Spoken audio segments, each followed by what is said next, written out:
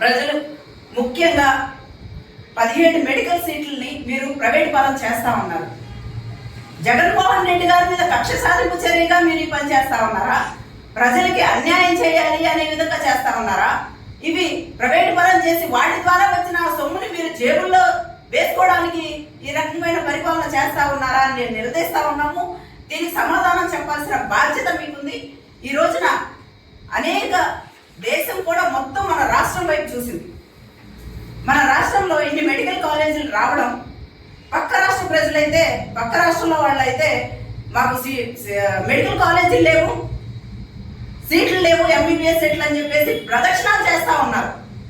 అవే కష్టం లేకోకుండా జగన్మోహన్ రెడ్డి గారు ఎటువంటి ఇబ్బంది పడుకోకుండా ఆయన సీట్లు తీసుకొస్తే సంతోషించాల్సింది పోయి మాకు అవసరం లేదు అని కేంద్రానికి లేఖ రాశారు అంటే ఇది నిజంగా ఎంత దారుణం అని చెప్పుకోవాలి, ఎంత సిగ్గుమాలిన పని, సిగ్గుపడాలి.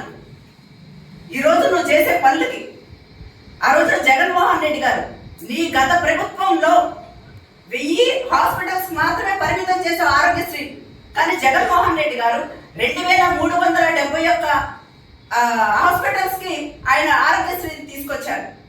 5 లక్షల నుంచి 25 లక్షల వరకు దాన్ని పెంచారు.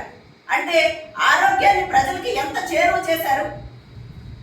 ఒక గుండె ఆపరేషన్ కానివ్వండి, మెదడు కానివ్వండి, క్యాన్సర్ కానివ్వండి, ఇలాంటి పెద్ద పెద్ద ఆపరేషన్స్ కానివ్వండి, వైద్యాలు ఏమీ కూడా జనాలు ఆస్తులు అమ్ముకోకూడదు, రోడ్డు పాలు అవ్వకూడదు, ప్రజలకి అందరికీ వైద్యం అందుబాటులో ఉండాలని ఆయన దగ్గర చేస్తే దీన్ని ప్రజలకు మీరు దూరం చేస్తా ఉన్నారు. మీరు ఎటువంటి పరిపాలన చేస్తా ఉన్నారు అనేది దేనికి నిదర్శనం అని మేము అడుగుతా ఉన్నాం. ఈ రోజున ఇలాంటి దిగజాటు రాజకీయాలు చేయడం మానేసి ఈ మెడికల్ కాలేజీలు ప్రైవేట్ పరం చెయ్యకూడదని మేము మిమ్మల్ని నిర్దేశిస్తా ఉన్నాం.